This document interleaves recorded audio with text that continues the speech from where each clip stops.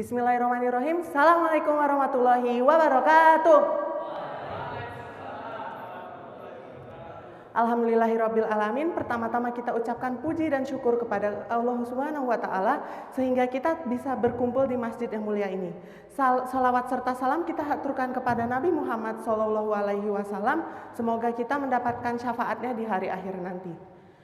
Pada hari yang cerah ini saya akan menyampaikan dai saya, yaitu adalah bagaimana keadaan muda-mudi Indonesia untuk membawa Islam ke masa yang bercahaya lagi.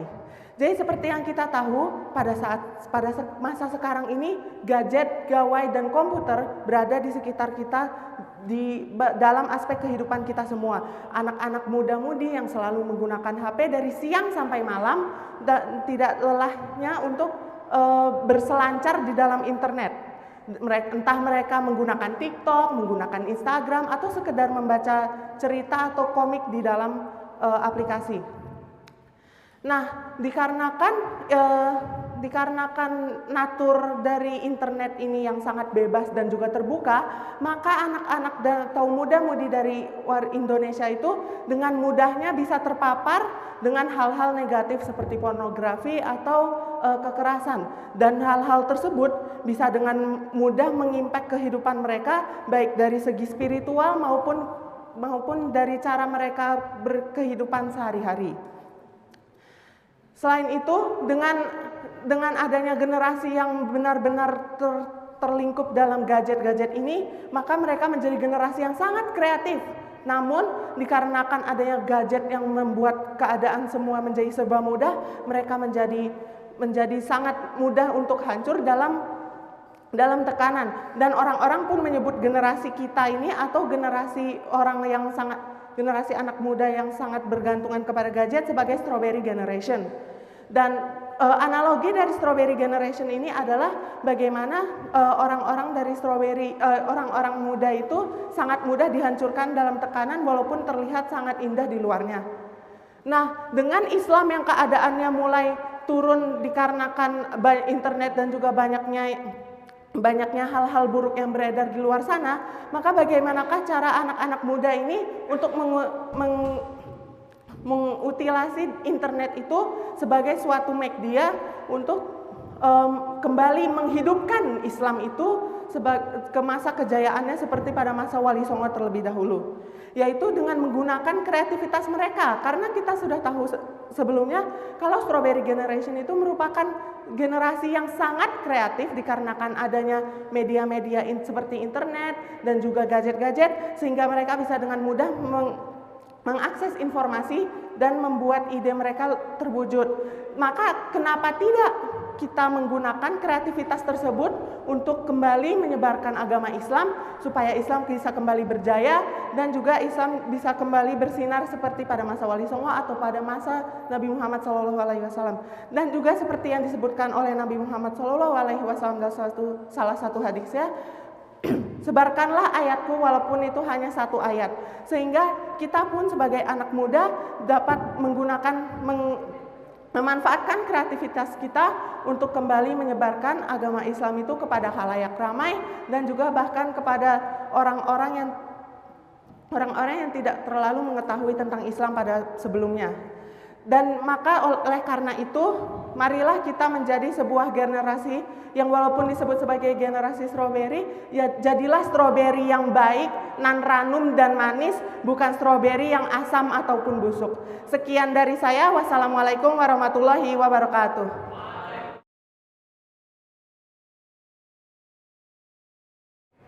Assalamualaikum warahmatullahi taala wabarakatuh. Waalaikumsalam warahmatullahi wabarakatuh. Alhamdulillahilladzi an'ama bi nikmatil iman wal islam. Wa nusalli wa nusallimu ala khairil anam Muhammadin wa ala alihi wa sahbihi ajmain. Amma ba'du. Segenap para hadirin Dewan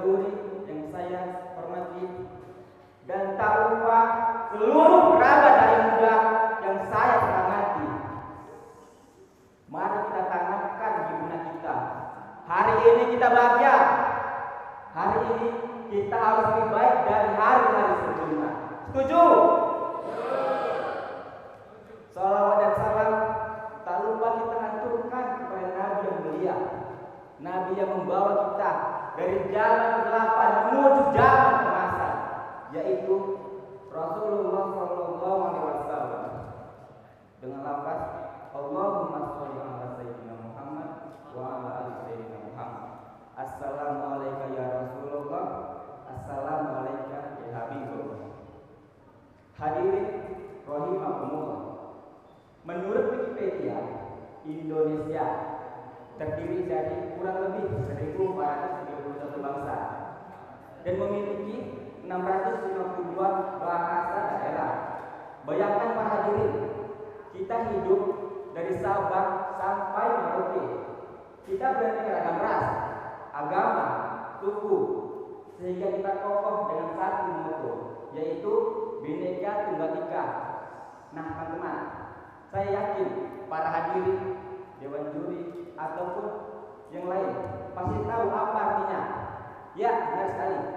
Artinya ialah walaupun berbeda-beda, tetapi tetap satu jua.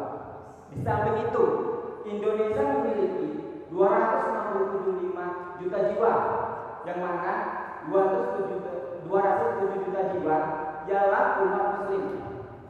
Itu artinya negara Indonesia adalah salah satu negara muslim terbesar yang ada di dunia ini. Buktinya 13% umat muslim yang ada di dunia ini terdapat di Indonesia. Karena apa? Karena peran Wali Songo, peran ulama, peran kiai mengajarkan agama yang ramah, agama yang sopan, agama yang toleran. Dengan apa memberikannya?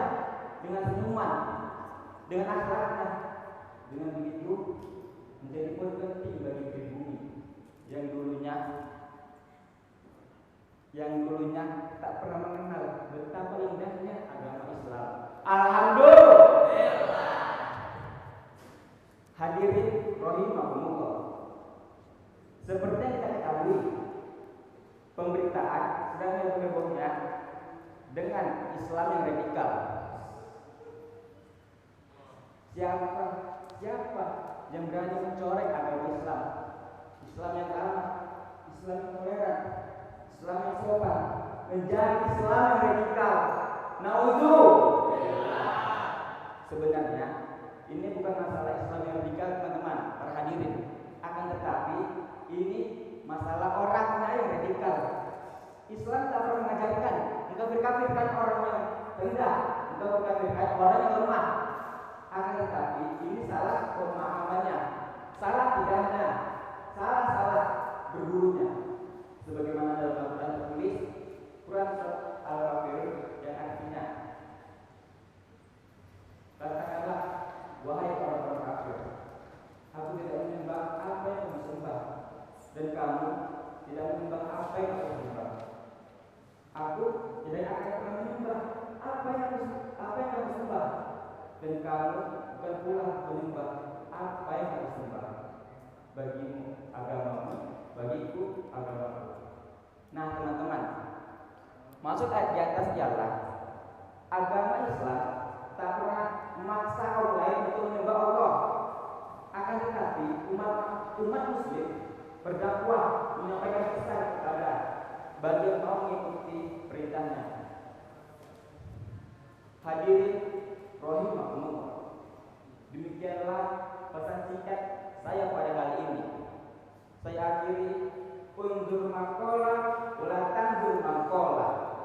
Assalamualaikum warahmatullahi taala wabarakatuh. Waalaikumsalam warahmatullahi wabarakatuh.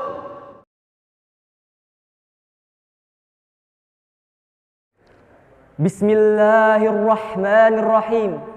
Assalamualaikum warahmatullahi wabarakatuh. Siapa senang buah pepaya? Dibuang dulu semua bijinya. Siapa yang menjawab salam dari saya, insya Allah lancar rezekinya. Saya ulangi sekali lagi ya. Assalamualaikum warahmatullahi wabarakatuh. Cakep. In the name of Allah, the most gracious and the most merciful, I witness that there is no Lord except Allah, and I witness that Muhammad is the prophet and the messenger of Allah. Alhamdulillah, alhamdulillahi rabbil alamin, wassalatu wassalamu ala ashrafil anbiya'i wal mursalin, wa ala alihi wa sahbihi ajmain, amma ba'du. Di antara beribu rantai kata, hanya satu yang bersenja. Tiada tara dan tiada dua, senantiasa tersanjung agung pada Allah Azza wa Jalla.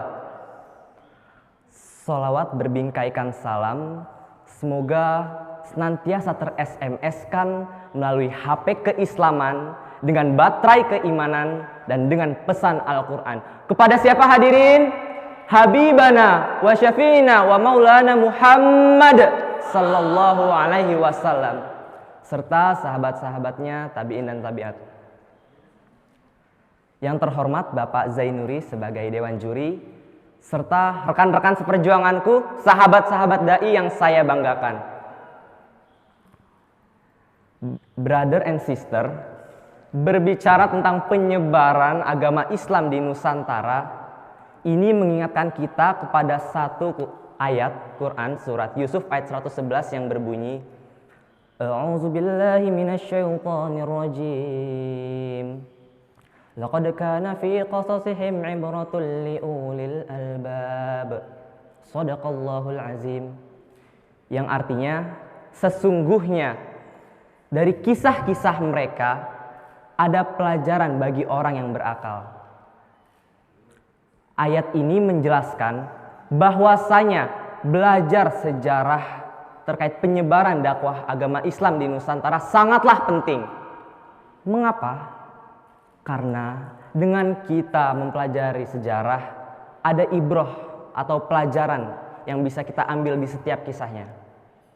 Selain itu, kita juga dapat belajar dari kesalahan-kesalahan di masa lalu, agar kedepannya bisa menjadi lebih baik lagi. Hal ini sesuai dengan hadis Rasulullah Shallallahu Alaihi Wasallam yang artinya, hari ini harus lebih baik dari hari kemarin, dan hari esok harus lebih baik dari hari ini.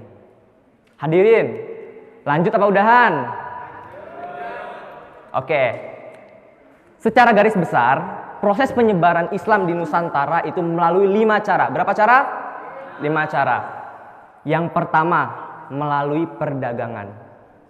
Di mana pada zaman dahulu banyak pedagang dari luar yang datang ke Indonesia untuk melakukan transaksi jual beli. Selain itu, mereka juga membawa dan menyebarluaskan ajaran agama Islam. Yang kedua, melalui tahap perkawinan. Ini merupakan lanjutan dari tahap perdagangan, di mana para pedagang tadi mulai menetap dan membentuk keluarga-keluarga baru melalui tahap perkawinan.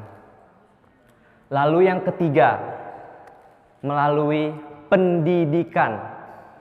Para ulama, kiai, guru agama berperan penting karena telah menyelenggarakan pondok pesantren bagi para santri. Dan para santri inilah yang nantinya Islam akan disosialisasikan di tengah masyarakat.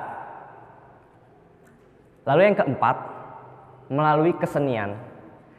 Di antaranya ada seni pahat, ukir, tari, musik, dan juga sastra. Lalu yang terakhir nih, yang kelima, itu melalui tasawuf. Apa sih itu tasawuf?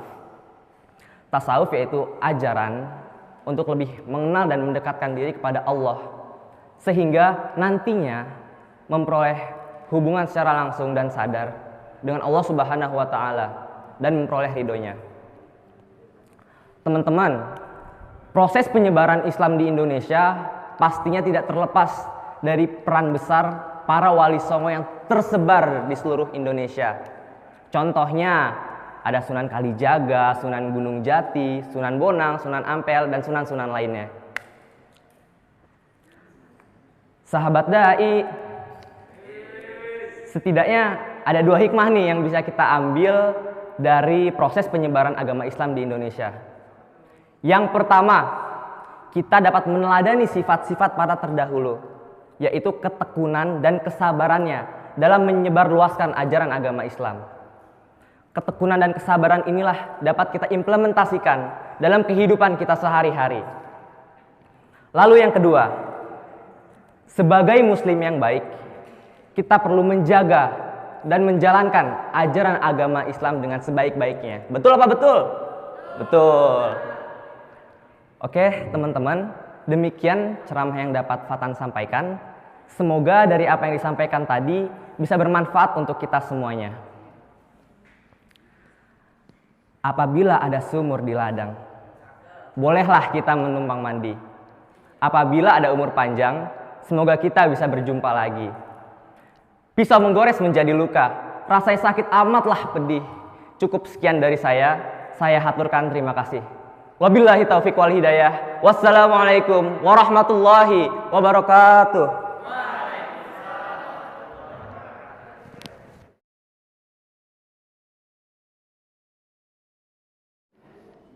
Bismillahirrahmanirrahim.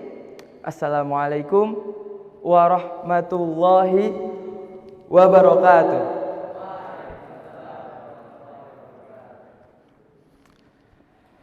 Innal hamdalillah nahmaduhu wa nasta'inu wa naghfiruh wa na'udzu billahi min shururi anfusina wa min sayyiati a'malina. May yahdihillahu fala mudhillalah wa may yudlil fala hadiyalah. Ashhadu an la ilaha illallah wa ashhadu anna Muhammadar Rasulullah. Allahumma salli ala sayyidina Muhammad wa ala alihi wa sahbihi wa sallim. Alhamdulillahi rabbil alamin wa bihi nasta'in wa ala umurid dunya waddin. Wassalatu wassalamu ala ashrafil anbiya'i wal mursalin wa ala alihi wa sahbihi ajma'in. Amma ba'd. Pertama dan yang paling utama, marilah kita panjatkan puja serta rasa puji syukur kita atas kehadirat Allah Subhanahu wa taala yang mana telah memberikan kita nikmat iman, Islam, ihsan serta sehat walafiat sehingga kita dapat berkumpul di siang hari yang cerah ini. Salawat serta salam tak akan terlupakan kepada baginda Nabi besar kita, Nabi besar Muhammad sallallahu alaihi wasallam. Allahumma sholli wa sallim wa barik alaihi. Kawan-kawan, ustadz dan ustazah, Pak Zainuri selaku juri, izinkan saya untuk bercerita tentang awal mula Islam. Islam diturunkan kepada Nabi Muhammad SAW pada abad ke-7 Masehi selama 22 tahun, 2 bulan dan 22 hari. Sejak saat itu, Islam sudah menyebar di seluruh dunia. Mulai dari semenanjung Arabia, Persia, wilayah utara Afrika, bahkan sampai semenanjung Iberia. Namun, 1400 tahun setelah Nabi Muhammad SAW wafat, negara dengan populasi umat muslim terbanyak di dunia itu nggak dipegang oleh yang tadi saya sebutkan, melainkan jauh berjuta-juta kilometer jauhnya, yaitu wilayah Asia Tenggara. Nah, jadi teman-teman juga bingung kan, kenapa bisa gitu wilayah berjuta-juta kilometer bisa menjadi negara dengan populasi muslim terbanyak. Oke, jadi teman-teman sabar, aku ceritain.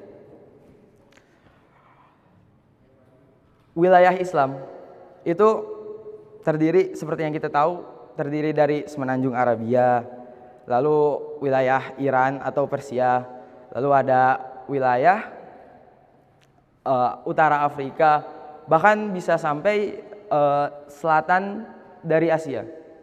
Lalu ada lagi nih, yang terakhir yang jauh, yaitu Asia Tenggara, atau lebih tepatnya di daerah Indonesia. Yang mana wilayah ini itu sangat jauh sehingga menjadi mustahil untuk kesultanan Islam pada masa dahulu untuk melancarkan operasi militer di wilayah ini. Sehingga menyebarkan Islam di sini itu nggak mungkin dengan pedang, melainkan dengan apa, saudara-saudara? Ya betul, dengan para saudagar-saudagar yang berdagang di daerah sini. Jadi semenjak zaman kuno itu udah ada 2 jalur perdagangan di dunia. Pertama, ada yang lewat darat, seperti yang kita tahu kalau kalian baca sejarah itu ada jalur sutra. Lalu yang kedua ini lewat perairan. Yang pertama lewat perairan, lewat pertama ada Semenanjung Arabia, lalu melewati lika-liku di Persia, melingkari subkontinen India hingga akhirnya sampai di Kepulauan Indonesia. Nah, para pedagang-pedagang yang melewati jalur perairan tadi menetap di jalur-jalur perdagangan itu. Nah, selain berdagang, pedagang-pedagang tadi juga nggak lupa untuk melaksanakan ibadahnya, kewajibannya sebagai umat muslim, yaitu ya sholat. Nah, jadi terus penduduk-penduduk setempat di situ penasaran, loh ini kok ibadahnya beda gitu sama yang biasanya kita lakuin. Akhirnya dia nyari tahu, ini gimana kok bisa gini gitu. Nah, secara tidak langsung para saudagar-saudagar itu sudah memberikan dakwah kepada para penduduk setempat. Lalu, nggak lama setelah para saudagar itu membentuk komunitas kecil di daerah-daerah jalur perdagangannya, mereka menikahi dengan penduduk lokal, di mana penduduk lokal diberi syarat apabila jika ingin menikahi para saudagar itu, maka harus masuk Islam terlebih dahulu. Gitu. Nah, selain itu para saudagar-saudagar ini juga pinter. Jadi mereka banyak diangkat-angkat oleh kerajaan-kerajaan biar bisa menjadi dewan-dewan perwakilannya. Nah, melalui cara ini para saudagar-saudagar ini berusaha mengkonversi yang awalnya beragama Hindu-Buddha hingga menjadi agama Islam. Nah, dari sini apa yang bisa kita dapat? Nah, dari sini kita bisa dapatkan bahwa nggak selamanya Islam itu didakwahkan dengan pedang atau dengan militer yang seperti kita lihat-lihat di media utama, media-media barat. Enggak. Contohnya kita bisa ambil di Indonesia. Indonesia itu didakwahkan Islam secara damai lewat perdagangan, pernikahan, serta sistem politik seperti tadi. Kurang lebihnya mohon maaf dari saya. Wabillahi taufiq wal hidayah. Wassalamualaikum warahmatullahi wabarakatuh.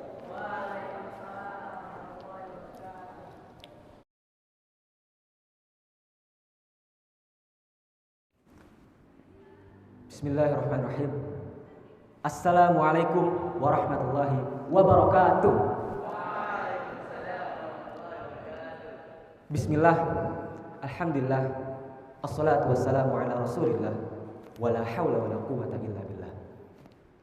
Hadirin rahimakumullah, kita sebagai orang Islam hendaknya kita bersyukur atas keislaman kita serta keislaman dari mayoritas bangsa kita, negeri kita, Indonesia. Namun pernahkah kita berpikir bagaimana Islam dapat menyebar di Nusantara? Nah, ada beberapa faktor yang mempengaruhi penyebaran Islam Nusantara. Di antaranya ada perdagangan, pendidikan, hingga pengaruh dari tokoh. Namun, dari semua itu ada suatu faktor pendorong yang menyebabkan perkembangan Islam jadi sepesat ini. Jadi setelah Islam diterima di Nusantara, Islam itu berkembang dengan sangat pesat karena ada suatu faktor pendorong ini. Apa itu? Faktor pendorong itu adalah politik. Iya, politik.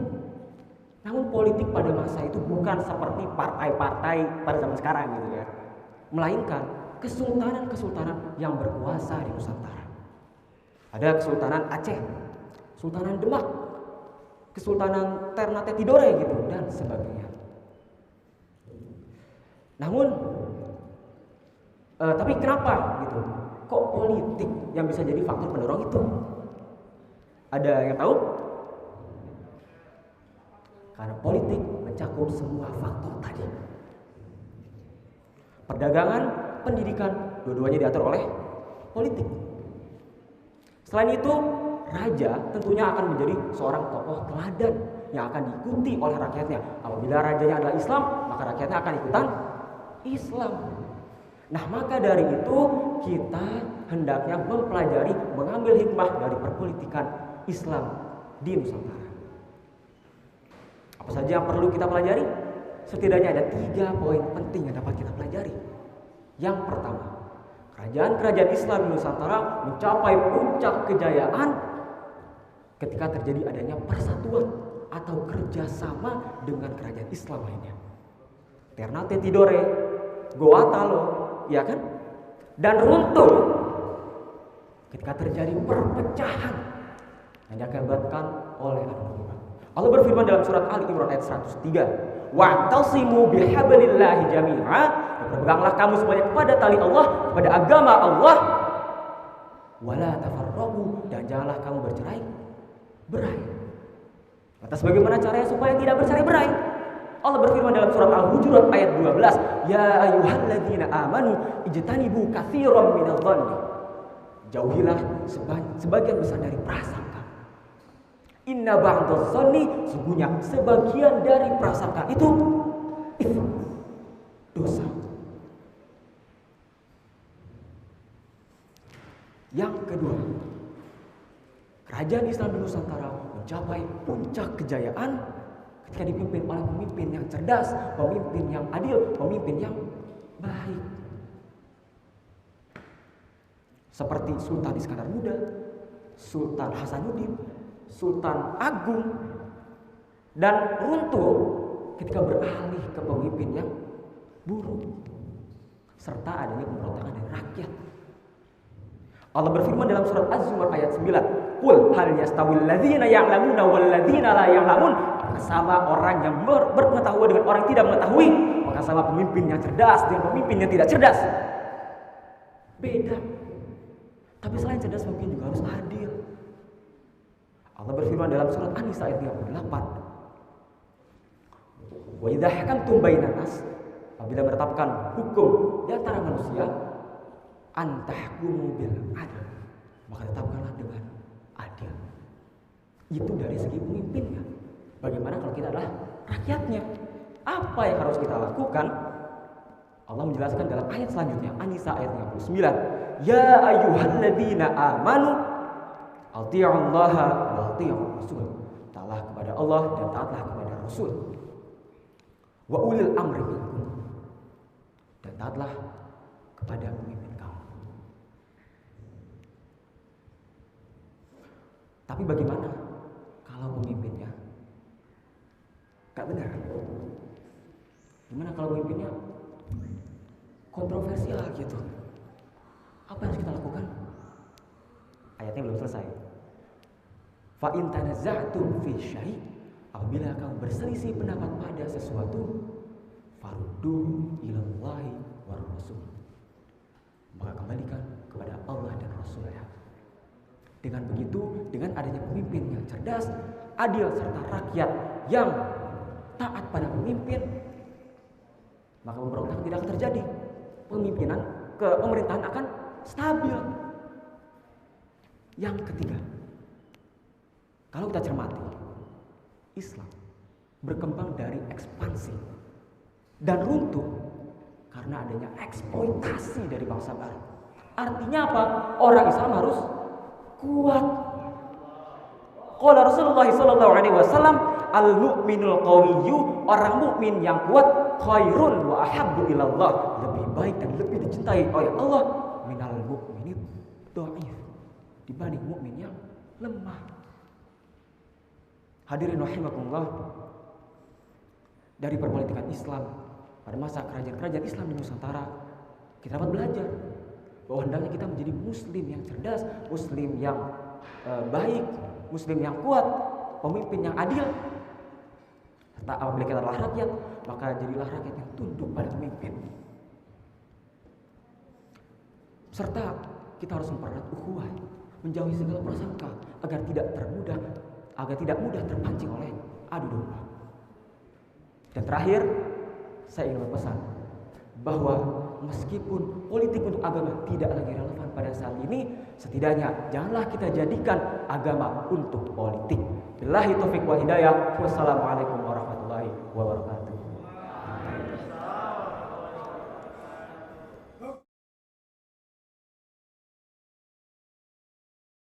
Bismillah. Waktu malam penuh dengan rapat, pusing dengan saudara-saudari. Jawablah salam saya dengan semangat, jikalau Anda pengikut Nabi. Uhayyikum bi tahiyyatin tahiyatan islamiyah, tahiyatan mukarramah, tahiyatan ahlil jannah. Assalamualaikum warahmatullahi wabarakatuh. Alhamdulillahil malikil haqqil mubin, wassalatu wassalamu ala asyrafil anbiya'i wa sayyidil mursalin, nabiyina Muhammadin wa ala alihi at-tayyibin wa ashabil akhyari ajma'in wa ala man tabi'ahu bi ihsanin ila yaumiddin, amma ba'din. Yang terhormat Bapak Ustadz Zainuri selaku Dewan Juri, dan Sobat Dai Cendekiawan dari Laskaren dan Askara yang dibanggakan. Yang pertama dan yang paling utama, marilah kita panjatkan puja puji syukur pada Zat yang telah menciptakan dualisme di dunia, yang dimana jika tidak ada satu, tidak akan bertahan yang kedua. Sehingga terciptalah langit dan bumi, terciptalah lautan dan daratan, terciptalah si ganteng dan si cantik. Salawat serta salam semoga mengalir deras kepada Rasul, pemimpin umat, yang terus menebar cahaya kepada umat, yang dapat memberikan syafaat kepada umat di kelak hari kiamat. Rasul adalah panutan, Rasul adalah role model, Rasul adalah contoh. Betul apa betul? Termasuk juga dalam segi pendidikan, bagaimana dakwah disampaikan agar diterima oleh semua kalangan. Rasulullah Shallallahu Alaihi Wasallam mengajarkan ketika di Madinah menggunakan metode bil lisan, yang maksudnya ceramah atau khutbah ataupun tausiah. Kemudian bil qalam, maksudnya surat menyurat ke sekretariatan melalui politik pemerintahan, atau bil hal melalui perdagangan, perkawinan ataupun peperangan.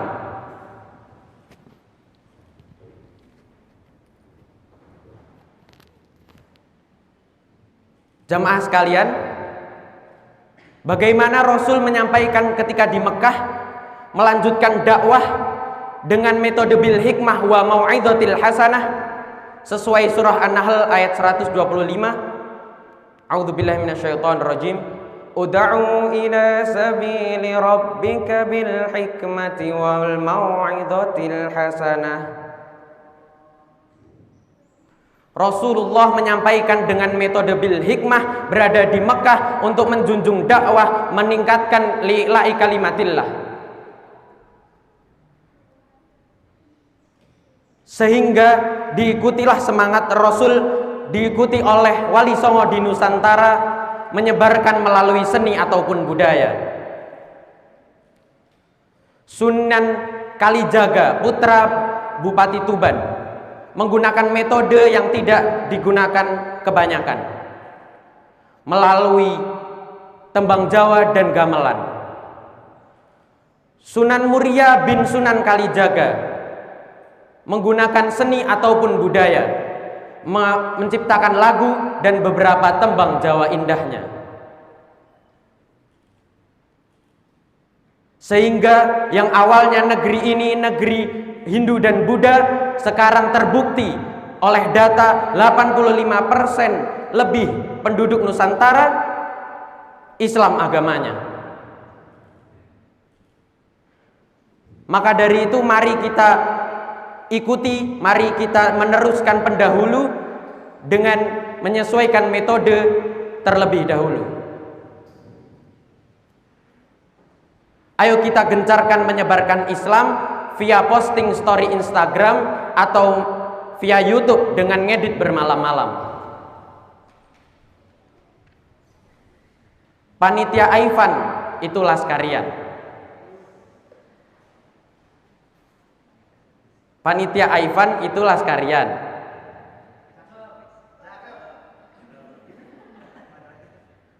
Anak madrasah hebat bermartabat. Saya ucapkan syukron jazilan dan semoga bermanfaat hingga hari kiamat. Billahi taufik wal hidayah wal ridha wal inayah wal jihadu fi sabilillah li'ila'i kalimatillah. Wassalamualaikum warahmatullahi wabarakatuh.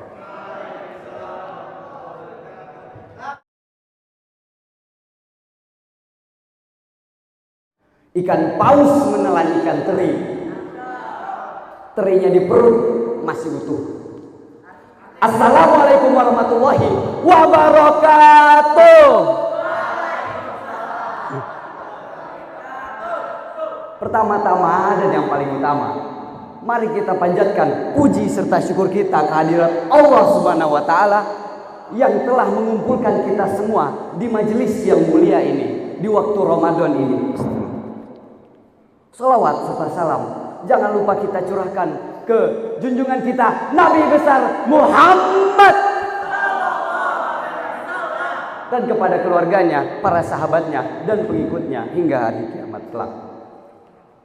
Dan kemudian yang ketiga, saya ingin berterima kasih kepada para panitia yang dengan kecenya telah menyiapkan acara ini. Dan juga kepada juri Ustadz Zainuri yang terhormat yang telah bersedia berada di sini mendengarkan ceramah saya, walaupun sederhana, insya Allah berkah. Dan kemudian saya juga ingin berterima kasih kepada para hadirin sekalian dan kawan-kawan dai sekalian yang telah memeriahkan acara dai ini. Tes suara dulu dong. Takbir! Islam adalah agama yang paling banyak pemeluknya di Indonesia. Nggak tanggung-tanggung, 86,93% pemeluk Indonesia sekarang adalah pemeluk Islam. Tapi jamaah sekalian, gimana sih ceritanya Islam bisa masuk dan menyebar ke seluruh Indonesia? Bagaimana sih ceritanya Indonesia yang awalnya hanya Hindu, Buddha, animisme, dinamisme, totemisme dan sebagainya tiba-tiba dimasuki Islam dan menyebar begitu cepat hingga sekarang menjadi mayoritas. Nah, jamaah yang berbahagia, sejauh ini ada 4 teori paling utama mengenai bagaimana Islam masuk ke Indonesia. Pertama, teori Gujarat. Ini mengatakan bahwa Islam datang dari Gujarat, India, dengan bukti bahwa ada pemakam Sultan Malik As-Soleh, coraknya mirip dengan makam yang ada di Gujarat. Nah, kemudian yang kedua, teori Persia. Ini mengatakan bahwa Islam masuk ke Indonesia dari orang-orang Persia, orang-orang Syiah Persia, dengan bukti bahwa ada perayaan-perayaan yang menandakan tanggal 10 bulan Muharram di Indonesia. Contoh, di Sumatera Barat ada namanya tabut atau tabuik. Kemudian di Jawa ada namanya pembuatan bubur syurok. Nah, kemudian yang ketiga, teori Mekah. Ini mengatakan bahwa Islam datang ke Indonesia dari orang-orang Mekah, pedagang-pedagang Mekah langsung datang ke Indonesia, dengan bukti bahwa mazhab Syafi'i yang mayoritas di Indonesia adalah mazhab yang mayoritas juga di Mekah. Nah, kemudian yang keempat, teori Cina. Ini mengatakan bahwa Islam datang dari orang-orang Cina, dengan bukti bahwa di Palembang ada masjid tua yang arsitekturnya khas Cina. Nah jamaah sekalian, dari 4 teori tadi, kira-kira mana sih yang benar? Sebenarnya sulit untuk menentukan, tapi saya pribadi lebih condong ke teori Mekah. Kenapa? Karena di Baros, 414 km dari kota Medan, adalah sebuah tempat yang dulu dikenal sebagai satu-satunya di dunia yang memproduksi kapur barus. Ini bukan kapur tulis, ini kapurnya apa ya? Lebih mirip ke kamper, tahu nggak kamper? Tahu kan? Nah, ini diekspor ke seluruh dunia termasuk ke pedagang-pedagang Arab. Nah, dari hubungan ekspor tadi, hubungan Indonesia, hubungan Nusantara dengan Mekah, dengan Arab menjadi sangat bagus. Saking bagusnya, ada banyak kosakata dari Indonesia diambil dari bahasa Arab. Contoh, Ismail Karir Ruhani, kursiun, kursiun, kursi. Contoh lain, istirahatun, istirahatun, istirahat, dan sebagainya dan sebagainya.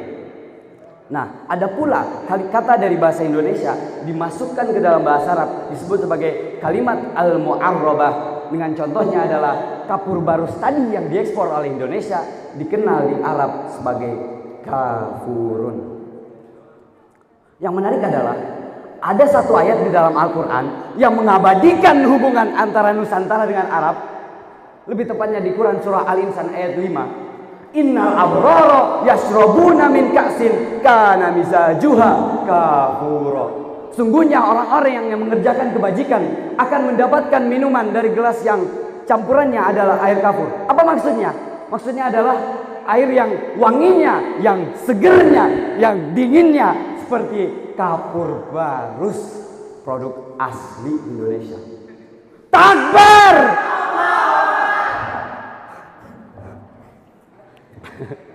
Dan ada pula bukti lain bahwa di Baros tadi ada kompleks pemakaman tua yang di salah satu batu nisannya tertulis La ilaha illallah Muhammadun Rasulullah. Jadi Islam masuk Indonesia abad 7 langsung dari Mekah, betul? Setuju? Sepakat? Takbir! Dengan demikian masuklah Islam dari Arab ke Indonesia, dari pedagang Mekah ke Indonesia, mulai dari Baros tadi menuju ke seluruh Sumatera, menuju ke seluruh Indonesia dari Sabang sampai Merauke, bahkan ke Malaysia, ke Brunei dan Filipina bagian selatan. Dan hingga kini menjadi mayoritas di Indonesia. Alhamdulillah.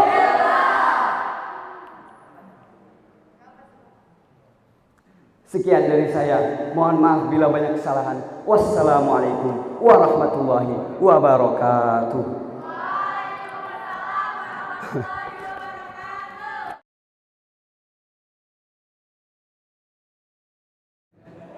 Bismillahirrahmanirrahim. Assalamualaikum warahmatullahi wabarakatuh. Alhamdulillahirabbil alamin. Wassalatu wassalamu ala asrafil anbiya'i wal mursalin sayyidina Muhammadin wa ala alihi wa sahbihi ajma'in. Amma ba'du. Segala puji bagi Allah, Tuhan penguasa alam semesta, Tuhan yang zat yang maha menciptakan, Tuhan yang maha pengasih lagi maha penyayang. Karenanya lah kita semua ini dapat berkumpul di Masjid Ulil Albab tercinta kita. Salawat serta salam tak lupa kita haturkan kepada junjungan kita Nabi besar Muhammad sallallahu alaihi wasallam. Mudah-mudahan kita semua mendapat syafaat beliau yaumul akhir nanti. Amin ya robbal alamin. Yang terhormat Bapak Zainuri selaku Dewan Juri, teman-teman panitia, kakak-kakak dan teman-teman peserta, serta teman-teman yang saya cintai lagi saya banggakan. Perkenalkan, nama saya Muhammad Dafa dari kelas 10 MIPA 5. Kali ini saya akan menyampaikan materi tentang amal jariah dan ilmu yang bermanfaat. Kenapa saya memilih materi ini? Karena saya tertarik dengan tema Aifan kali ini, yaitu penyebaran Islam di Indonesia. Saat kita mendengar penyebaran Islam di Indonesia, pikiran kita langsung tertuju kepada para wali songo, 9 ulama hebat yang menyebar Islam di Nusantara. Mereka menyebar Islam pada abad 15 dan 16 Masehi. Salah satu metode dakwahnya adalah dengan menggunakan wayang dan alat seni tradisional. Dan teman-teman sekalian, ini tuh sangat efektif dalam menyebarkan Islam di Indonesia. Kenapa? Karena pada saat itu wayang dan alat musik tradisional menjadi metode yang sangat terkenal pada zaman itu. Oleh karena itu para wali songo menggunakannya sebagai metode untuk berdakwah. Dan teman-teman sekalian, 85% penduduk Indonesia beragama apa? Islam. Betul sekali. Dan apapun yang kita lakukan, sholat, ibadah lainnya, itu pahalanya akan mengalir pada mereka para wali songo. Nah, inilah yang disebut dengan amal jariyah dan ilmu yang bermanfaat.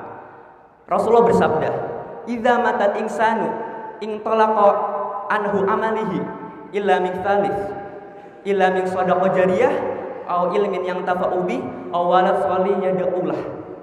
Artinya, jika manusia mati, semua amalnya terputus kecuali 3 perkara ini, teman-teman. Yang pertama apa? Nah, yang pertama adalah amal jariyah, ilmu yang bermanfaat, dan ketiga doa anak yang soleh kepada orang tuanya. Artinya apa, teman-teman? Jika kita mengajarkan kepada orang lain suatu ilmu dan dia itu mengamalkannya, kita juga mendapatkan pahala dari orang itu. Dan jika orang itu mengamalkannya lagi kepada orang lain, maka kita juga mendapatkan bagian dari pahalanya. Tadi kita sudah bahas wali songo. Sekarang kita beralih ke zaman sekarang, di mana teknologi sudah sangat pesat sekali, teman-teman. Teman-teman di sini pasti punya HP kan, internet atau laptop. Pada punya HP gak? Nah, daripada kita menggunakan HP untuk hal-hal tidak berguna atau bahkan melakukan hal dosa, lebih baik kita menggunakan HP untuk berdakwah, teman-teman sekalian. Contohnya gini, pada punya WA kan, WhatsApp. Nah, kita pasang status satu ayat Quran aja setiap hari atau satu hadis aja setiap hari, dan ada orang lain yang melihatnya dan mengamalkannya, insya Allah teman-teman, kita akan mendapatkan bagian dari pahala itu. Kalau bukan WhatsApp apalagi YouTube. YouTube ini pasti teman-teman pada nonton YouTube kan? Ya kan? Nah, di YouTube ini kita bisa upload video-video dakwah, video-video yang menyebarkan Islam, teman-teman. Dan insya Allah jika ada orang yang melihatnya atau mendengarkannya, insya Allah kita akan dapat bagian dari pahala itu, teman-teman. Misalnya gini, ada orang atau kerabat kita, dia itu ingin melakukan kejahatan, tapi karena kita memposting suatu ayat, yaitu Al-Zalzal 7-8. Pada hafalkan ayatnya? Nah, ayatnya gini, فَمَنْ يَعْمَلْ مِثْقَالَ ذَرَّةٍ خَيْرًا يَرَهُ وَمَنْ يَعْمَلْ مِثْقَالَ ذَرَّةٍ شَرًّا يَرَهُ. Artinya, maka barang siapa mengerjakan kebaikan seberat zarah, niscaya dia akan melihat balasannya. Dan maka barang siapa mengerjakan kejahatan seberat zarah, maka niscaya dia akan melihat balasannya. Dan orang tadi, dia tidak jadi melakukan kejahatan. Hatinya tersentuh dan pikirannya berpikir bahwa setiap apapun yang dia lakukan pasti akan mendapatkan balasannya oleh Allah Subhanahu wa taala. Mari teman-teman sekalian, kita buat Islam ini berjaya kembali. Dunia yang kita tinggali sekarang sedang dikuasai oleh dunia barat. Islam yang dulu, yang masanya Rasulullah, Turki Utsmaniyah, Umayyah, Abbasiyah, itu Islam yang dalam masa kemasannya. Islam menjadi pusat peradaban dunia, pusat keilmuan dunia. Pokoknya Islam jadi pusatnya dunia itu Islam, teman-teman sekalian. Marilah teman-teman, kita dengan teknologi dan internet yang kita miliki sekarang, bukan hanya scroll-scroll IG, buka YouTube yang tidak berguna, ini kita melakukannya untuk berdakwah. Lumayan juga pahalanya kan, teman-teman sekalian. Mari teman-teman, kita buat Islam ini berjaya kembali. Buat Islam ini menjadi pusat peradaban dunia lagi, dan menjadikan Islam ini tersebar ke seluruh penjuru dunia. Takbir! Baiklah teman-teman sekalian, ada satu ayat Quran lagi, Quran surat Al-Imran ayat 104. Bismillahirrahmanirrahim. Wal takum minkum ummatun yad'una ilal khairi wa ya'muruna bil ma'rufi wa yanhauna 'anil munkar wa ulaika humul muflihun. Artinya, dan hendaklah di antara kamu ada golongan orang yang menyuruh kepada kebajikan, menyuruh berbuat yang makruf dan mencegah yang mungkar, dan mereka itulah orang-orang yang beruntung. Marilah teman-teman, kita beramal ilmu jariyah dan menebar ilmu yang bermanfaat untuk membuat Islam kembali berjaya dan menjadikan Islam pusat peradaban dunia. Akhirul kalam, terima kasih semua yang telah mendengarkan. Nasihat dari saya, ungdur maqala wala tangdur maqala. Lihatlah apa yang disampaikan dan janganlah melihat siapa yang menyampaikan. Kalau kita melihat siapa yang menyampaikan, kita hanya melihat ketidaksempurnaan. Terima kasih. Wallahu muwaffiq ila aqwamit thoriq. Wassalamualaikum warahmatullahi wabarakatuh.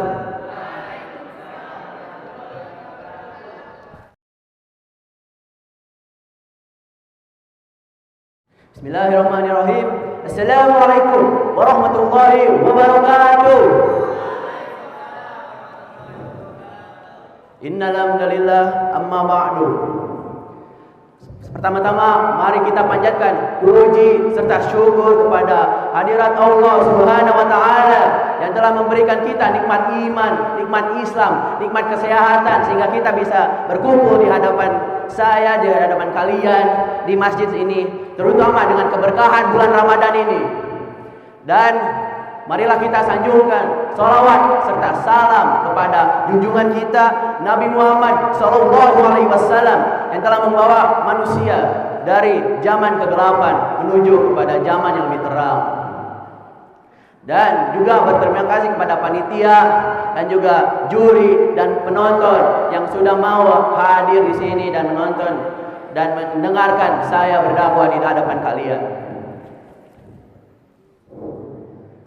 Islam adalah ajaran Allah, adalah kalam Allah yang diturunkan kepada Nabi Muhammad SAW yang kemudian disebarkan kepada kita umatnya. Tapi apakah kalian pernah bertanya mengapa bisa Islam ini bersebar di Indonesia, di seluruh dunia bahkan? Padahal awalnya itu hanya ada di Jazirah Arab. Islam ini adalah rahmatan lil alamin, rahmat bagi seluruh alam, rahmat bagi seluruh dunia, tidak terkecuali Indonesia.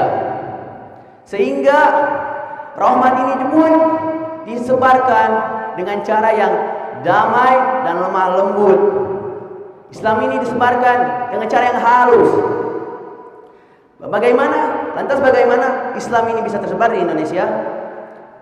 Islam datang pertama dari pedagang-pedagang Arab yang datang ke Indonesia untuk tentunya berdagang dan berdakwah. Karena berdakwah itu adalah tuntutan dalam Islam sebagai seorang muslim.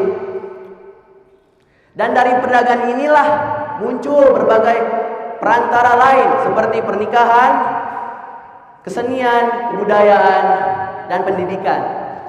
Madrasah, pesantren dibangun oleh para intelektual Islam, para kiai, para ulama, sehingga bisa mendidik generasi muda dan generasi tua sekalipun. Tetapi yang paling utama adalah generasi muda yang diajar oleh mereka sehingga bisa meneruskan ajaran-ajaran Islam kepada generasi yang selanjutnya.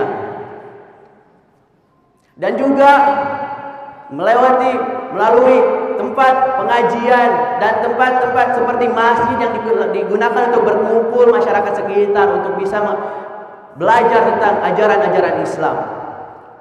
Kebudayaan pun merupakan suatu perantara, suatu faktor yang sangat mendukung penyebaran Islam ini. Seperti wayang dan gamelan dan lagu-lagu yang diciptakan oleh tokoh-tokoh seperti Wali Songo. Sehingga sekian waktu telah berlalu sampai Islam itu tersebar di Indonesia dan Indonesia menjadi negara muslim terbesar saat ini. Maka sampai inilah di masa kini di mana kita sebagai muslim melihat dan menerapkan keislaman dalam kehidupan sehari-hari. Dan maka dari itu pun kita juga harus ikut berdakwah. Walaupun dari hal kecil apapun. Mau itu mengajak kepada kebaikan. Karena sesungguhnya mengajak kepada kebaikan itu satu langkah menuju kebaikan adalah satu langkah menuju keislaman. Karena sesungguhnya Islam itu adalah kebaikan dan mengajak kepada kebaikan berarti mengajak kepada Islam. Sekian, terima kasih terima kasih atas perhatiannya. Mohon kebaikannya diambil dan seluruh kesalahan Mohon dimaafkan. Assalamualaikum warahmatullahi wabarakatuh.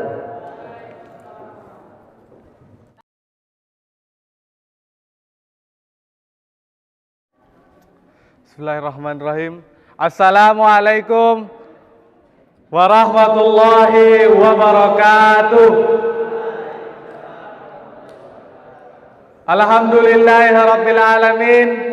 Hamdan syakirin, hamdan naimin. Hamdan yuafi ni'amahu wa yukafi'u mazida. Ya Rabbana lakal hamdu kama yanbaghi lijalalika wajhika wa azimi sultanik. Assalatu wassalamu ala asrafil anbiya'i wal mursalin Sayyidina Muhammadin wa ala alihi wa sahbihi ajmain. Amma ba'du.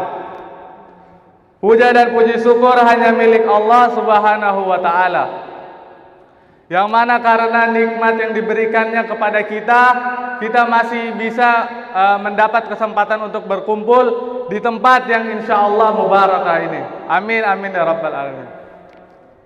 Salawat beserta salam kita junjungkan kepada Nabi akhir zaman, kitamil anbiya wal mursalin, Sayyidina Muhammadin wa ala alihi wa sahbihi ajmain.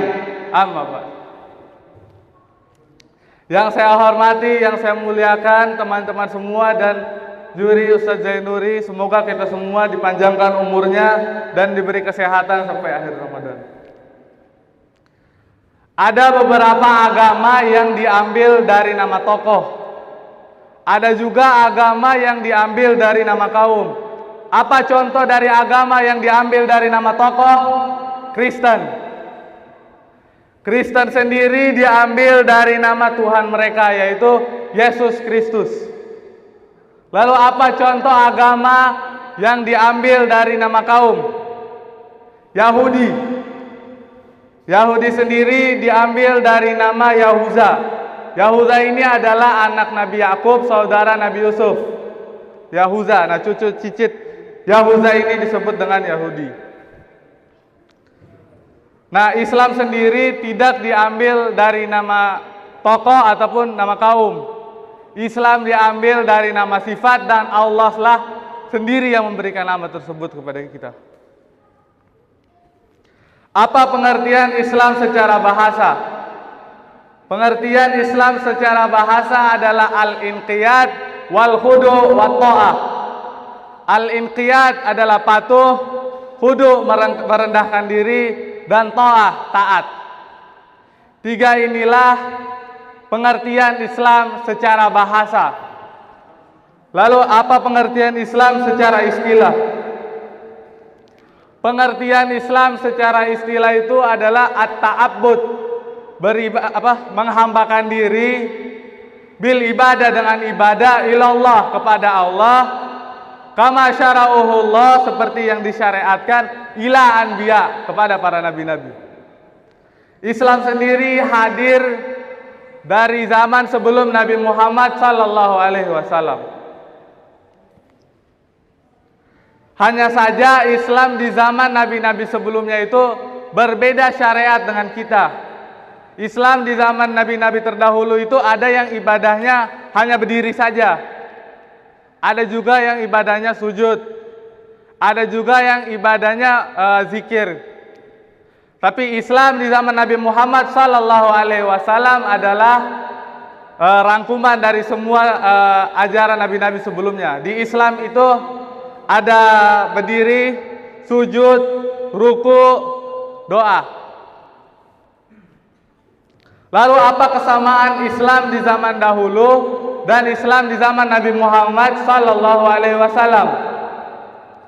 Islam di zaman dahulu dengan sekarang memiliki satu kesamaan, yaitu akidah. Apa akidahnya? Akidahnya adalah tauhid. La ilaha illallah. Itulah yang diperjuangkan oleh nabi-nabi sebelumnya, Nabi Muhammad sama wali-wali di Indonesia. Itu kalimat la ilaha illallah. Kalimat la ilaha illallah ini memiliki arti yang sangat berlimpah. Kalimat la ilaha illallah ini bukan hanya kita sebutkan tidak ada Tuhan melainkan Allah, tetapi kalimat la ilaha illallah ini harus kita contohkan, kita telan ini kalimat ini. kita ikuti misalnya la ilaha illallah dalam agama Islam itu dengan ibadah. Kita beribadah, sholat, zikir, puasa, haji, itu semua. Cuman haji bagi yang mampu. Ada banyak teori-teori tentang kedatangannya Islam di Indonesia, di Nusantara. Ada yang tadi dibilang oleh Hafiz Fauzi, pokoknya banyak. Banyak sekali. Ada yang melalui wayang, ada yang melalui gamelan. Banyak.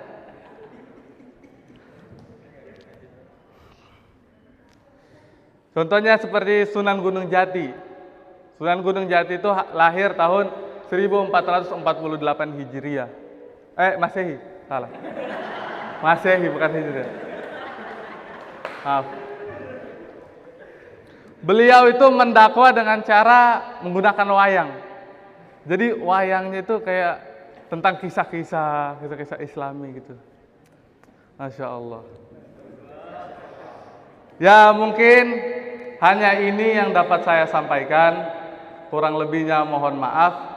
Wabillahi taufiq wal hidayah. Wassalamualaikum warahmatullahi wabarakatuh.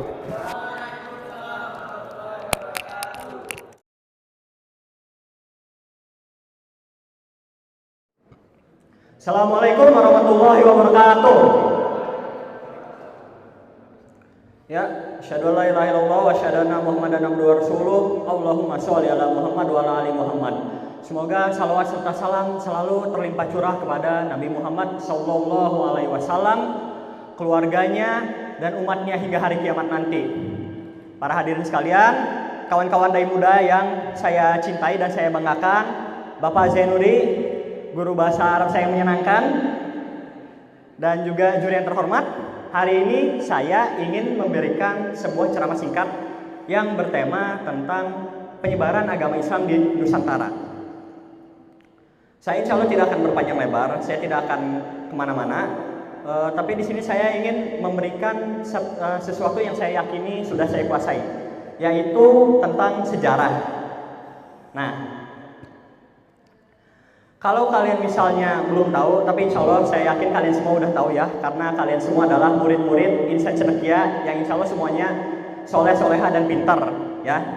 Nah, Islam diyakini bermula di Nusantara, salah satunya itu pada abad ke-7 Masehi. Pada abad ke-7 Masehi, para pedagang yang berasal dari dari Arab, dari Mekah. Di sini saya gunakan teori Mekah ya. Para pedagang dari Mekah, mereka datang dari Jazirah Arab, kemudian mereka berdakwah ke Indonesia, sekaligus berdagang. Ketika sampai ke Indonesia, para pedagang ini, mereka tinggal tidak hanya berdagang. Jadi dulu ketika kita berdagang itu, kita menggunakan kapal laut, dan untuk pulang pergi menggunakan kapal dari jarak sejauh itu tidaklah mudah. Nah, maka mereka tinggal di Indonesia sambil menunggu waktu yang tepat untuk kembali. Setelah mereka tinggal, mereka mendakwahkan agama Islam bersamaan dengan menegangkan barang dagangannya. Di waktu itu pula sebagian di antara mereka menikah dengan orang asli dan kemudian terbentuklah pemukiman-pemukiman Islam seperti contohnya pemukiman Barus di Sumatera. Kemudian ada media penyebaran agama Islam yang lain, yaitu adalah selain dari Arab ada juga yang berasal dari Cina. Jadi saat itu orang-orang Cina yang sudah beragama Islam ada yang mereka dipersekusi, mereka diburu oleh pemerintah, diusir dari kampung halamannya, dan sebagian dari mereka menetap di Indonesia setelah kehilangan tempat tinggalnya. Ini merupakan sumber yang lain. Nah, kemudian pemukiman-pemukiman ini yang tersebar di seluruh Indonesia, terutama di wilayah barat yang lebih dekat dengan jalur perdagangan, mereka nantinya akan berkembang menjadi kerajaan-kerajaan Islam seperti kerajaan Samudra Pasai dan kerajaan Aceh. Nah, sejauh ini yang kita lihat adalah tidak adanya penaklukan secara langsung menggunakan pedang, melainkan yang ada adalah dakwah yang damai melalui perdagangan. Kemudian setelah itu kita mengetahui di Jawa itu adanya Wali Songo, dan mereka berdakwah menggunakan kesenian, mereka berdakwah menggunakan lagu, menggunakan wayang dan segala macam. Semua hal ini menunjukkan bahwa agama Islam berkembang di Indonesia dengan cara yang damai. Nah, namun apa yang kita lihat sekarang ini? Kita bisa membanggakan bahwa kita, bangsa Indonesia, adalah bangsa yang cinta damai. Kita mendapat agama kita ini, agama Islam, melalui cara yang damai. Namun apa yang kita lihat sekarang ini? Orang-orang Indonesia berbicara tentang toleransi, namun yang terjadi adalah saling sikut, saling hina, saling ejek, dan bahkan ada pula yang saling bunuh. Apa yang terjadi dengan Indonesia? Dulunya agama ini datang kepada kita dengan jalan yang damai. Namun sekarang, jangankan dengan umat beragama yang lain, dengan sesama umat Islam pun kita tidak damai. Akan saya ambil salah satu contoh yang menurut saya paling mudah dilihat, yaitu antara, mohon maaf kalau ada yang tersinggung, ya, mohon maaf kalau ada yang tersinggung, saya harap tidak ada, tapi kalau ada, maafkan saya. Yaitu contohnya adalah antara Nahdlatul Ulama dan Muhammadiyah. Ini merupakan contoh yang sangat sering terjadi di Indonesia, dan salah satu contohnya adalah pada 2012 pernah ada kejadian yang tidak mengenakan. Saat itu Muhammadiyah, seperti yang kita ketahui, mereka itu merayakan Lebaran lebih cepat. Mereka puasa lebih cepat dan merayakan Lebaran pula lebih cepat. Sedangkan kaum NU mereka merayakannya lebih belakangan. Nah, saat itu ada kejadian seorang marbot masjid yang dia itu berasal dari Muhammadiyah, dia melakukan takbiran sehari lebih cepat. Padahal saat itu warga di sekitarnya merupakan warga NU. Apa yang terjadi? Masjid tersebut hampir dibakar dan marbotnya hampir dikeroyok oleh warga setempat. Hal ini merupakan peristiwa yang sangat memalukan. Kita sebagai penganut agama Islam, agama yang seharusnya penuh cinta kasih, malah bermusuhan dengan satu sama lain. Apakah kita buta terhadap sejarah kita? Apakah kita tidak belajar dari masa lalu kita yang penuh kedamaian? Padahal kedua pendiri organisasi ini, Kiai Haji Ahmad Dahlan dan Kiai Haji Hashim Ansari, mereka berdua merupakan murid pada guru yang sama, yaitu Kiai Haji Ahmad Khatib Al-Minangkabawi. Ketika mereka berdua pergi ke Mekah untuk menuntut ilmu agama, mereka berdua berguru kepada satu orang ini, dan mereka merupakan sahabat karib. Dulunya para ulama bersahabat, mereka saling memuji, mereka saling membantu satu sama lain. Namun kini turunan-turunannya, para murid, orang-orang awam, mereka hanya mengambil tafsirannya saja, mengambil pendapat diri sendiri tanpa mau memahami pihak yang lain. Apa yang terjadi adalah perseteruan-perseteruan yang tidak perlu. Dan hal ini sangat bertolak belakang dengan apa yang telah bermula di Indonesia, yaitu sebuah dakwah Islam yang damai dan penuh cinta kasih. Dakwah yang tidak mengutamakan peperangan.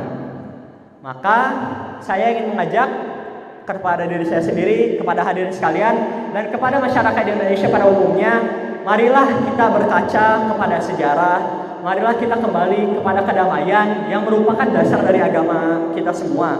Saya harap tidak ada lagi perseteruan-perseteruan semacam ini, dan semoga semua orang bisa saling mencintai dan saling mengasihi. Wassalamualaikum warahmatullahi wabarakatuh.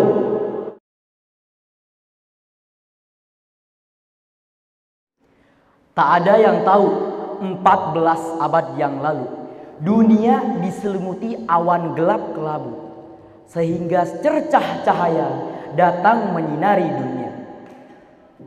Berabad-abad kemudian tidak terlupakan, bumi Nusantara, bumi pertiwi tercinta menggapai era pelita, sehingga cahayanya bisa dirasakan oleh kita semua. Uhayyikum bitahiyatul Islam, tahiyatul mubarakah wa tahiyatul ahlul jannah. Assalamualaikum warahmatullahi wabarakatuh. Innal hamdalillah nahmaduhu wa nasta'inu wa nastaghfiruh wa na'udzu billahi min syururi anfusina wa min sayyiati a'malina may yahdihillahu fala mudhillalah wa may yudlil fala hadiyalah. Asyhadu an la ilaha illallah wa asyhadu anna Muhammadan abduhu wa rasuluh, amma ba'du. Kehadirat, mari kita puji syukurkan kepada Allah Subhanahu wa taala, karena atas rahmat dan karunia-Nya lah kita bisa berkumpul di tempat yang mulia ini. Salawat serta salam kita curahkan kepada junjungan Nabi besar Muhammad Sallallahu Alaihi Wasallam.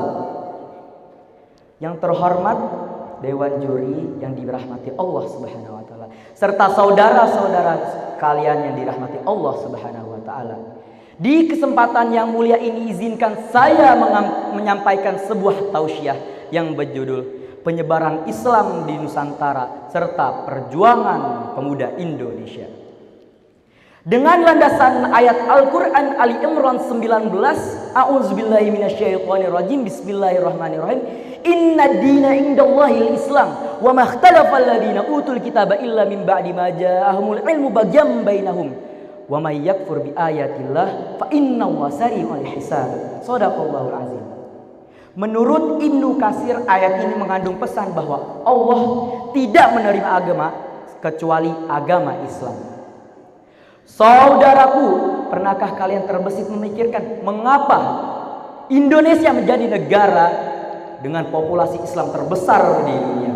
Mengapa banyak kerajaan-kerajaan Islam di Nusantara yang tersebar luas di pulau-pulau Indonesia? Dan mengapa kita semua bisa menikmati agama yang mulia? Saudaraku,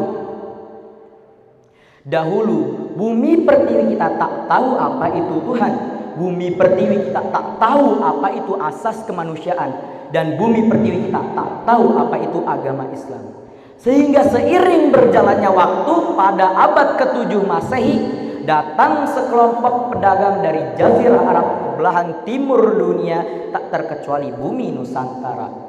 Mereka membawa ajaran yang mulia, yang tiada lain tiada bukan adalah agama Islam yang membawa kita semua keberkahan. Masuknya agama Islam, banyak sekali perubahan dalam kehidupan masyarakat. Aturan Islam mulai diimplementasikan dalam setiap aspek kehidupan masyarakat. Yang dulunya hanya peduli dengan orang-orang yang setara menjadi peduli antar sesama. Yang dulunya memuja-muji pohon keramat menjadi ibadah sholat. Yang dulunya percaya pada dewa-dewa dan benda pusaka menjadi takwa pada Tuhan yang Maha Esa. Abad ke-12 sampai ke-15 muncullah kerajaan-kerajaan Islam yang luar biasa seperti Perlak, Pasai, Aceh Darussalam di Sumatera, Ternate dan Tidore di Maluku, dan lain sebagainya. Sehingga muncullah penyebar agama Islam yang paling tenar di Nusantara.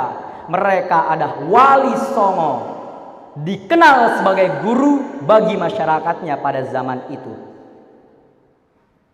Saudaraku sekalian,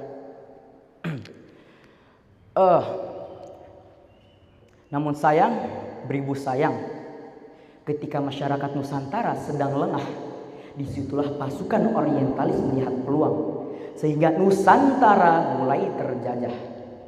Minggu ke minggu, bulan ke bulan, tahun ke tahun, abad berabad-abad, pasukan Nusantara mulai melemah, sedangkan pasukan Barat mulai sumringah, sehingga dengan mudahnya menjajah bumi Nusantara. Namun semangat pemuda Islam takkan pernah padam.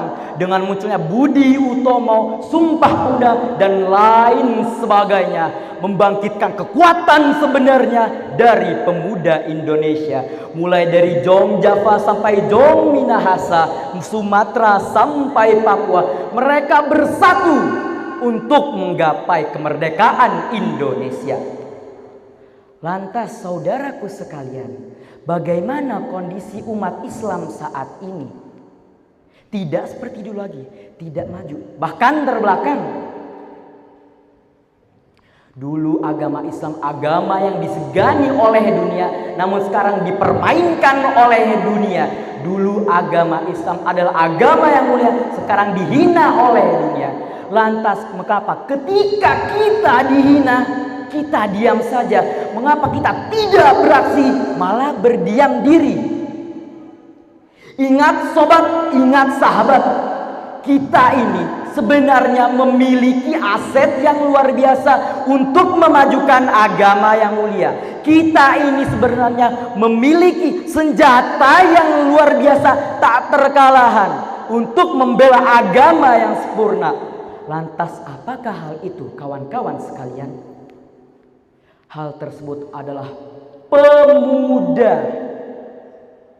Pemuda adalah aset yang paling berharga saat ini.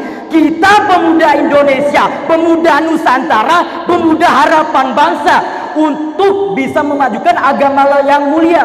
Berperan sebagai penggerak suatu negara untuk bisa maju dan berkembang, untuk bisa berjuang, untuk bisa menjadikan agama Islam adalah agama yang disegani oleh seantero dunia. Allahu Akbar! Allahu Akbar! Allahu Akbar! Oleh karena itu teman-teman sekalian, mari kita rangkul sahabat kalian untuk memperjuangkan api semangat pemuda Indonesia. Akhirul kalam, mohon maaf, terima kasih, semoga bermanfaat bagi kalian semua. Wassalamualaikum warahmatullahi wabarakatuh.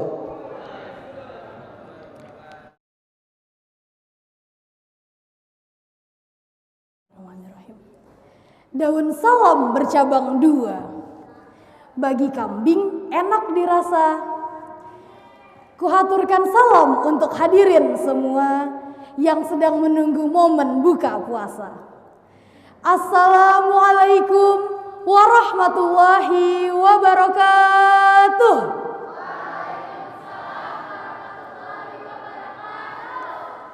Hamdan wa syukran lillah, salatan wa salaman ala rasulillah, amma ba'du.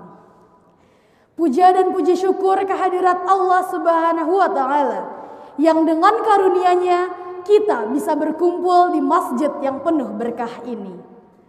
Salawat serta salam tetap terlimpahkan kepada junjungan kita Nabi besar Muhammad sallallahu alaihi wasallam. Bapak Dewan Juri dan hadirin sekalian yang saya sayangi, izinkan saya berdiri di sini untuk menyampaikan uraian singkat mengenai persebaran Islam di Nusantara. Kawan-kawan, ada beberapa teori mengenai persebaran Islam di Nusantara. Yang pertama adalah melalui jalan perdagangan. Para pedagang dari Gujarat, India datang ke Indonesia untuk berdagang sembari berdakwah. Selain melalui perdagangan, ada juga melalui jalur pernikahan.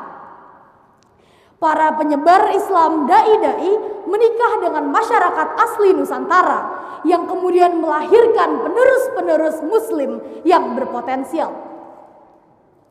Selain ini teman-teman, ada melalui dakwah profesional yang sudah dirancang sedemikian rupa dari zaman kekhalifahan Utsman bin Affan hingga zaman Turki Utsmani. Jamaah rahimakumullah, apapun teorinya, minumnya teh botol sosro. Enggak. Apapun teorinya, yang perlu digarisbawahi adalah bahwa Islam masuk ke Nusantara dengan jalan yang damai, jalan yang baik. Teman-teman yang saya sayangi, menurut saya dari ketiga teori yang barusan saya sebutkan, yang paling menarik untuk dibahas adalah dengan dakwah profesional. Mari yuk kita bahas bersama-sama apa saja bukti-bukti sejarah yang menunjukkan betapa hebatnya pendakwah terdahulu menyebarkan Islam di Nusantara. Yang pertama teman-teman adalah dengan pendekatan akulturasi budaya. Para dai dan para pendakwah tidak pernah melarang apalagi menghilangkan adat dan tradisi yang sudah ada di masyarakat. Mereka hanya menyisipi ajaran agama Islam ke dalamnya. Sehingga masyarakat tidak merasa tidak dihargai. Masyarakat tidak merasa antipati apalagi alergi terhadap ajaran Islam yang baru masuk. Dan hasilnya begitu signifikan teman-teman. Karena dengan waktu yang sedemikian cepatnya, mayoritas penduduk di Nusantara sudah memeluk agama Islam. Apa saja sih contohnya? Contohnya adalah seni pertunjukan wayang. Seni ini dahulu merupakan bersumber dari kitab suci Hindu, Ramayana dan Mahabharata. namun kemudian dikembangkan dari segi teknik penyajian, instrumen-instrumen, lirik lagu, dan semacamnya, sehingga menjadi lebih indah dan islami. Yang kedua, teman-teman, adalah dengan pengembangan teknologi pertanian. Pada sekitar abad ke-16 Masehi, kerajaan terbesar Nusantara, Majapahit, mengalami krisis pangan. Rakyat bergelimpangan karena mati kelaparan. Lalu Sunan Gresik atau Maulana Malik Ibrahim menawarkan teknologi pertanian tepat guna yang membuatnya kemudian menjadi dipandang dan umat Islam dan rakyat saat itu berbondong-bondong masuk Islam. Selanjutnya teman-teman adalah dengan pendidikan pemimpin kader bangsa, yaitu dengan pembuatan pesantren-pesantren. Dahulu teman-teman, pesantren merupakan tempat belajar untuk agama Hindu dan agama Buddha.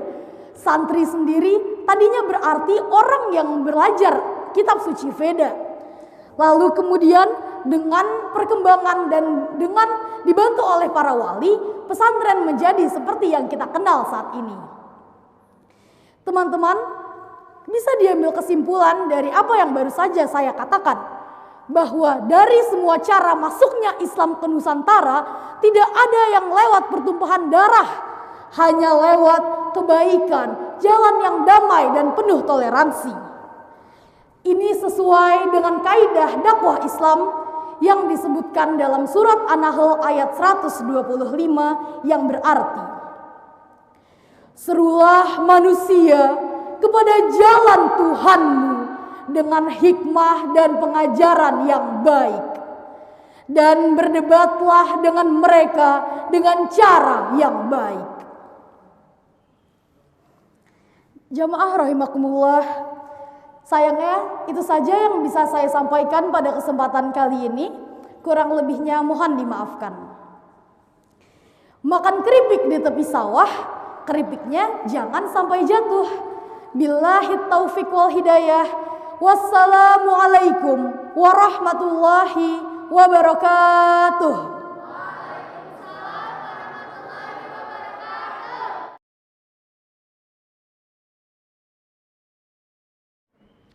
Assalamualaikum warahmatullahi wabarakatuh. Pertama-tama mari kita panjatkan puja dan syukur kepada kehadiran Allah Subhanahu wa taala yang telah memberikan kita nikmat iman, Islam dan ihsan. Selain itu memberikan kita nikmat kesehatan. Serta kita tidak lupa mengucapkan salawat serta salam kepada Nabi besar Muhammad sallallahu alaihi wasallam yang telah memberikan kita pengajaran Islam yang kita akan bawa sampai akhir zaman. Nah, teman-teman, sebelum saya mulai ceramah pada siang hari ini, saya ingin bertanya kepada kalian terlebih dahulu. Apakah kalian mengetahui tentang Wali Songo? Nah, sekarang kalau misalnya kalian tahu Wali Songo, kalian tahu nggak sih salah satunya itu ada yang bernama Sunan Kalijaga? Tahu?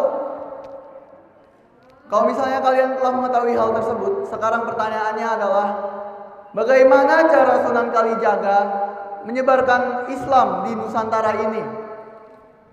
Jawabannya adalah melalui wayang. Sekarang bagaimana bisa wayang sebagai metode dakwah dari Sunan Kalijaga? Sementara metode-metode yang lain itu merupakan metode yang sangat-sangat berbeda. Wayang itu sangat berbeda dengan metode-metode yang lainnya. Jawabannya adalah karena Islam merupakan agama yang sangat fleksibel. Kenapa bisa saya bilang Islam sebagai agama yang fleksibel? Saya akan memberikan 3 alasan. Yang pertama, Islam merupakan rahmatan lil alamin, rahmat bagi seluruh alam semesta. Dalam Al-Quran surat Al-Anbiya ayat 107 mengatakan, Bismillahirrahmanirrahim. Wa ma arsalnaka illa rahmatan lil alamin. Yang artinya, dan kami tidak mengutus engkau Muhammad melainkan untuk menjadi rahmat bagi seluruh alam semesta. Di sini Sunan Kalijaga sadar dan tahu bahwa Islam bisa diterima oleh seluruh masyarakat Indonesia, tidak terkecuali dengan siapapun, dari agama apapun, dari suku manapun. Makanya itu Islam dapat tersebar dengan sangat cepat di Indonesia karena sejatinya Islam merupakan rahmat bagi seluruh alam semesta ini. Yang kedua, Al-Quran yang merupakan pedoman dari umat muslim itu berlaku untuk sepanjang zaman. Yang seperti kita tahu bahwa isi dari Al-Quran itu memuat dari awalnya bumi tercipta, bahkan sebelumnya, sebelum bumi tercipta, hingga bumi tidak berbentuk lagi. Bisa disimpulkan bahwa Al-Quran merupakan isi yang dapat diaplikasikan dalam kehidupan nyata di sepanjang zaman. Maka dari itu kita akan lanjut ke nomor ketiga. Nomor ketiga ialah ukhuwah dalam Islam. Islam mengajarkan kita hablum minallah dan hablum minannas. Hablum minallah ialah hubungan antara manusia dengan Tuhannya. Sementara hablum minannas ialah hubungan sesama manusia. Sekarang kita akan membahas tentang hablum minannasnya.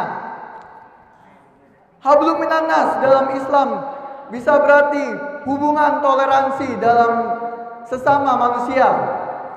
Bisa dipelajari dalam surat Al-Kafirun ayat 6 yang berbunyi lakum dinukum waliyadin, yang berarti agamamu ya agamamu, agamaku ya agamaku. Itu sudah sangat simpel yang menjelaskan bahwa perbedaan antara sesama umat beragama ialah hanya agama. Setelah itu kita bisa bekerja sama, kita bisa berteman dengan siapa saja. Maka dari itu, kenapalah Islam dapat menyebar dengan sangat cepat? Karena Islam sendiri sudah dapat diaplikasikan di kehidupan masyarakat tanpa memandang bulu. Kurang lebihnya mohon maaf. Wassalamualaikum warahmatullahi wabarakatuh.